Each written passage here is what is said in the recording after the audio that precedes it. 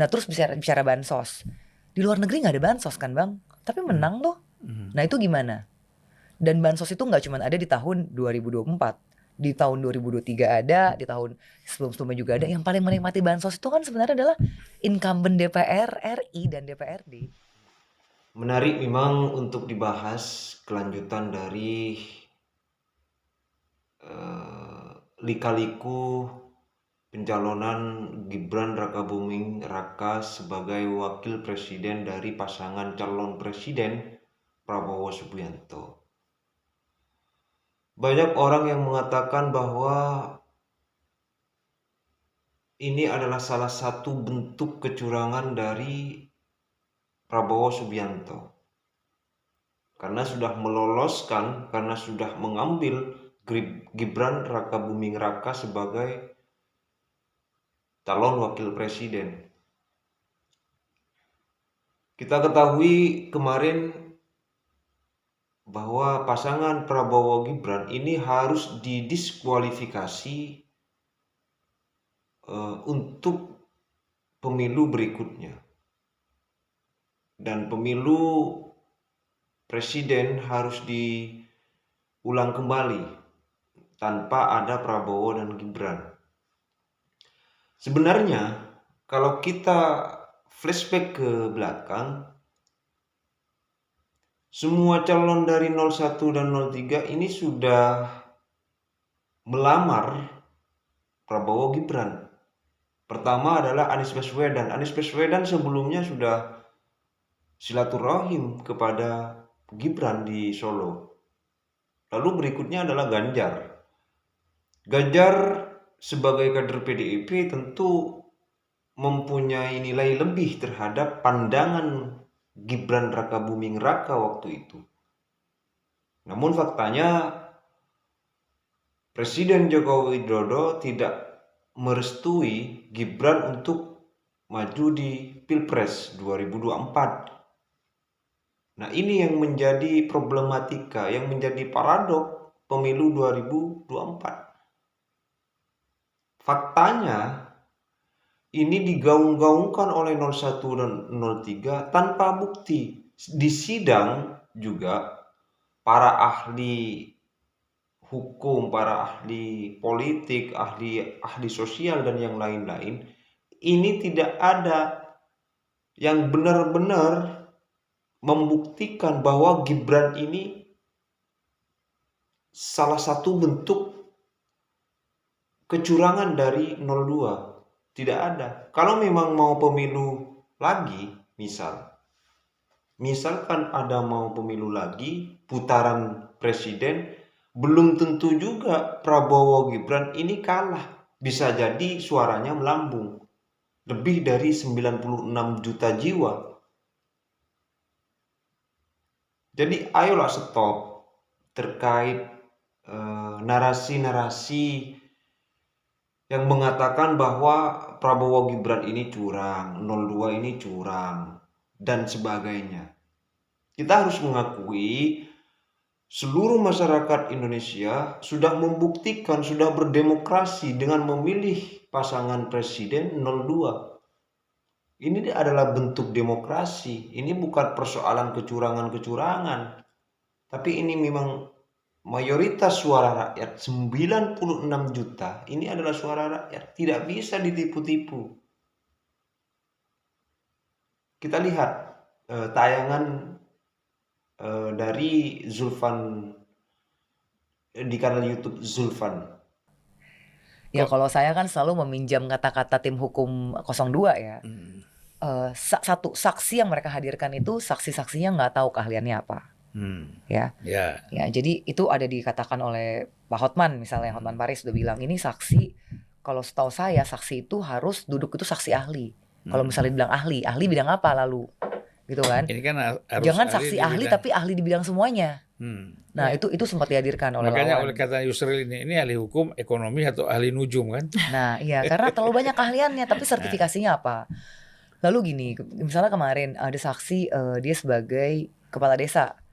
Tapi dia mau bicara untuk nasional. Ya bagaimana? Itu kan nggak represent gitu loh. Karena kita hati-hati banget loh. Ini kan provinsi aja udah beda konstituennya.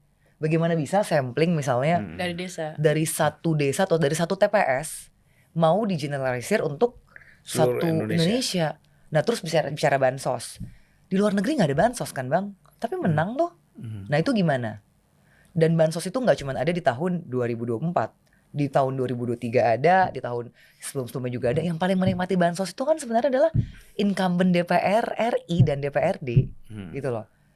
Dan incumbent itu ya yang paling kita tahu paling besar itu kan sebenarnya ya partai dari 03 incumbentnya. Jadi saya rasa ini memang terlalu mengada-ngada ya. Intinya kan mereka pengennya Gibran jangan ikutan. Tapi di awal bisa dicek kok ke headline-headline berita. Iya, mereka yang meminta. Pak gitu. Anies pernah menghampiri Mas Gibran. Gibran. Terus ada juga kelakar dari salah satu jubir 01. Ya boleh juga kalau jadi wakilnya Pak Anies gitu kan. Lalu Mas Ganjar, Mbak Puan juga pernah bilang kalau misalnya lolos di MK, kalau memang batas usia diperbolehkan ya kita bisa menjajaki kemungkinan untuk jadi wapres. Jadi memang semua itu tahu Gibran dimanapun bisa menang. Jadi memang jadi ancaman untuk lawan gitu loh. Itu logik aja di dalam politik ya. Ya semua ingin menang lah. Ya Popularitas itu kan strategi lah. popularitas Pak Jokowi 85%, ya kan? Nah otomatis tingkat keterpilihannya itu pasti lebih besar. Lebih besar. Berkat dukungan Iya. Jokowi. Dan ya. kalau sekarang mereka bilang Gibran itu nggak sah, kenapa waktu ambil nomor kok nggak ada yang protes? Ketika Pada saat ambil nomor, menang, dan saya baru hadir di diprotes. KPU. Saya hadir itu semua joget-joget. Kan ada Pak Ganjar juga gini-gini kan. Happy semua, Caimin langsung ada jokes yang selepet itu. Jadi semua gembira. Kenapa nggak protes dari waktu itu gitu loh? Iya. Ini kan jadi lucu ya, karena kalah protes. Dan Ya. untuk membatalkan 90 juta suara itu nggak mungkin. Mau mengulang lagi juga pasti menang juga Pak Prabowo-nya.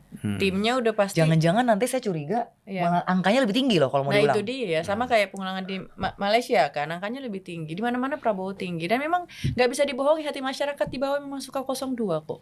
Mau dirubah gimana pun akan. Saya lihatnya gini bang, Sulit. kalau untuk money politik dan ini memang ada ya indikator kan Iya. udah Pak Burhanuddin Muhtadi itu lembaganya sudah mengeluarkan survei ada serangan fajar itu real dan disebutlah dua partai yang paling banyak melakukan serangan fajar. Tapi when it comes to pemilihan pilpres, orang dikasih duit berapapun belum tentu pilih loh, karena exposure-nya begitu tinggi, Iya. masyarakat tuh jadi kenal calon-calonnya, jadi mereka tuh pilih udah pakai hati.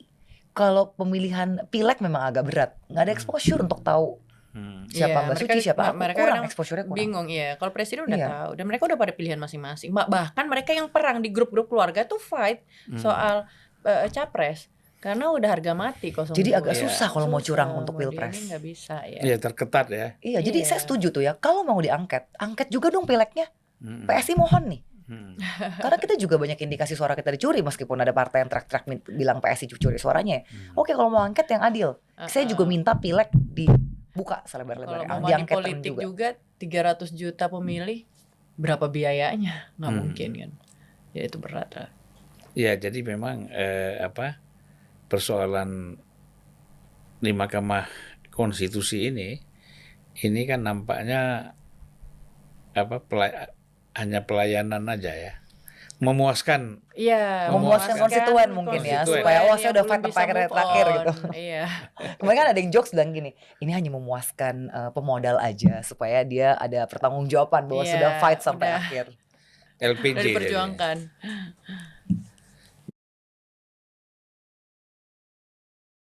Ya, jadi persidangan di Mahkamah Konstitusi itu hanya sebagai rasa untuk memuaskan dari paslon 01 dan 03. Ya nggak apa-apa lah. Namanya juga pemilu presiden ini setiap per 5 tahun pasti ada. 2014 Prabowo Subianto juga melakukan persidangan di laporan kecurangan di Pilpres 2014 waktu itu. Terus di 2019 juga demikian. Pasangan Prabowo Subianto juga melakukan laporan kepada Mahkamah Konstitusi. Sebenarnya ini hanya untuk memuaskan salah satu calon yang sudah terkecewakan begitu. Dan ini adalah proses hukum, proses adalah aturan yang ada di Republik Indonesia. Kalau memang di hasil pilihan, hasil pemilu itu tidak sesuai, maka bisa melakukan gugatan dong kepada MK. Sesuai dengan jalur yang sudah diterapkan di Republik ini. Sebenarnya kalau berbicara masalah kecurangan, banyak orang-orang semuanya ini melakukan kecurangan, bukan hanya Prabowo Gibran, bukan hanya Pak Jokowi saja. Termasuk pileg semuanya itu harus diaudit lah, harus dibuka kembali. Banyak juga yang dirugikan gitu. Dan ini gugatan di Mahkamah Konstitusi ini hanya sebagai bentuk memuaskan kepada salah satu paslon, dan pada akhirnya jawaban dari atau hasil dari sengketa ini juga sudah ditemukan jawabannya bahwa tidak ada kecurangan dan tidak terbukti juga di persidangan. Nggak ada bukti yang relevan di lapangan yang melakukan Prabowo Gibran ini melakukan kecurangan, nggak ada. Ini sebagai bentuk narasi sebenarnya, narasi-narasi ya, perlengkapan lah. Bagaimana tidak, uang yang sudah digelontorkan untuk Pilpres 2024 ini tentu bukan hanya jutaan rupiah, bahkan bisa sampai miliaran. Boleh dong untuk gugat lah, ini melakukan kecurangan kayak ini melakukan apa dan sebagainya. Sebaliknya juga, kalau misalkan 01 menang, 02 juga akan begitu. Ini melakukan kecurangan, ini melakukan kecurangan, dan yang lainnya sama. 03 menang ya 02, 01 juga begitu. Dan ini yang namanya demokrasi yang ada di Republik ini. Jadi tidak ada hal yang dirugikan, tidak ada. Semua sudah transparansi. Kalau memang ada kekecewaan, tidak ada kepuasan dari pihak yang kalah, silakan gugat. Silakan bawa bukti, silakan bawa ahli. Kan begitu. Oke, next. Jadi Ya bagi saya sih buang energi sudahlah. Bagaimana 01, 02, 03 kita jadi 04 bergabung bersatu. Yuk kita bangun negara. Udah mau fight begini mau sampai jangan kapan? 04 dong. Ya jadinya gabung maksudnya. 03, 02, 3. Jadi 06 ya. Oh, oh ya bergabung jadi 06. Ya sebenarnya kan dalam sistem presidensial kita bukan sistem parlementer ya. Nah, kecenderungan oposisi itu kan kecil. Lebih banyak bergabung kan. Kalau parlementer kan memang head to head kan. Antara partai satu dan partai yang lain. Karena koalisinya jelas. Kalau kita kan ini udah head to head pada masa 2019. Akhirnya gabung juga kan. Iya. PAN masuk ke ini, Demokrat masuk. Cuman hanya Demokrat dengan PKS saja yang di luar, yang lain kan masuk. Sebenarnya banyak orang ngomong gini Bang. Ini teman-teman lembaga survei lah ya. Pak Prabowo itu sebenarnya adalah seorang petarung yang sangat kuat bahkan di 2014 dan 19. Tapi lawannya Jokowi makanya kalah. Karena lawannya Jokowi. Karena Jokowi ini kuat banget. Sama lah 2000 apalagi 2024 melawan Prabowo dan Jokowi gabung. Betul. Nah, lalu gini. Yang namanya udah pernah nyapres pasti tingkat popularitasnya tinggi sekali. Dan kita percaya rumusnya 3 kan kalau mau menang pemilu. 1 tingkat popularitas, 2 disukai, 3 dicoblos. Nah, otomatis dengan dia sudah running beberapa kali, udah punya start yang lebih dibandingkan 2 paslon yang lain. Karena sebenarnya masyarakat juga udah sangat antusias ya. Saya tuh udah banyak banget dapat undangan untuk dialog membahas implementasi makan siang gratis. Tapi ya kita belum bisa bicara lebih jauh sebelum ini selesai kan. Kita juga gak mau dianggap jumawa atau gimana gitu loh. Tapi kita butuh untuk semua elemen duduk bareng untuk ya udah kita implementasinya gimana nih nanti. Kita udah mesti bahas program Bang. Ya mudah-mudahan lah. Saya kira kalau kita lihat perjalanan sidang ya, itu kan sudah jelas. Dari saksi ahlinya apa kan gak jelas. Ada ahli psikologi, ada ahli ekonomi, ya kan, ada ahli sosial gitu loh. eh, yang dibutuhkan di sini kan sebenarnya persoalan penguasaan terhadap masalah hukum dan berkaitan dengan pemilu, Iya. ya kan? Ahli tentang pemilu, undang-undang pemilu, itu kan yang dibutuhkan. Karena Iya. kecurangannya di mana, bagaimana bisa terjadi kecurangan, nggak ada hubungannya dengan bansos kan. Ini bansos dibahas, ya kan? Bansos itu kan bukan urusan apa, Dan bansos disepakati oleh DPR yang ya, mencakup semua partai. Iya, iya. ada aturannya kan, ada undang-undangnya bansos, bukan berdiri sendiri. Dan itu berjalan sejak tahun 2020 ya. Waktu kita kena COVID kan, Iya. itu kan sudah ratusan juta juga, 400 miliar. Miliar. Keluar untuk bansos. Mm-mm. Jadi ya harapan kita ya Bisa selesai. Emang kalau selesai. curang 01, 03 nggak curang? Ada juga pasti. Udah Ya pasti. kita harapkan segera selesai dan Segera selesai. aman damai ya, Dan Mbak ya. bergabung. Gimana kita membesarkan negara ini? Hmm. Bagaimana program-program ini bisa berjalan? Bagaimana udah cepat gimana nih ngatur kabinet menteri? Saya rasa itu gestur yang baik ya ketika Pak Prabowo berdampingan dengan Pak Surya, itu kan suatu gestur yang baik. Ya semuanya lah, kasih konsolidasi ya. Iya. Konsolidasi terjadi kekuatan-kekuatan politik nasional ini bersatu memikir untuk negara kita ke depan seperti apa. Iya. Itu. Ini saya kira semangat Pak Prabowo yang tidak ingin ada lagi pejabat yang bersama dengan dia itu melakukan korupsi misalnya. Itu penting sekali. Betul. Dan itu harus diterapkan betul. Ya. Artinya apa? Institusi-institusi hukum kita pada masa pemerintahan 2024 sampai 2029 nanti itu memang menjadi institusi yang betul-betul berperan bersih, ya. gitu loh. Iya. Mungkin KPK kita tidak butuhkan lagi, Betul. kan ad hoc. Yang kita harus perkuat itu adalah Polri dan Kejaksaan. Betul. Nah itu ya supaya, karena confused juga nih rebut-rebutan kasus ini repot juga antara KPK dengan Rompi Kejaksaan. orange sama pink ya. Ya, jadi udah kasih aja Kejaksaan, dibereskan semuanya, dikontrol. Mana yang nakal, yang bermain-main macam-macam, ambil, Selesai, ya. pecat, ganti yang baru kan gitu. Iya. Kalau tidak ada panis ini susah. Jangan kasih reward terus. Punishment-nya kan mesti ada, kan gitu.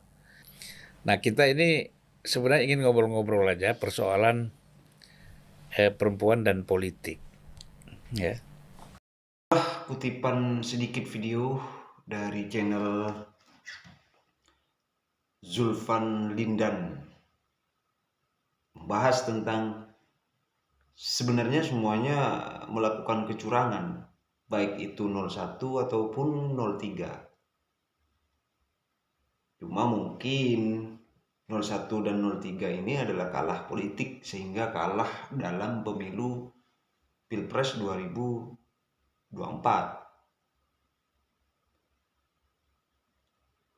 Jadi bagaimana menurut kalian, pendapat kalian terhadap Pilpres 2024 ini? Apakah sudah sesuai dengan suara kalian atau tidak? Silahkan tulis di kolom komentar ya. Pilpres 2024 sudah mewakili nggak suara kalian? Silahkan tulis di kolom komentar. Akhiron dari saya, salam perdamaian.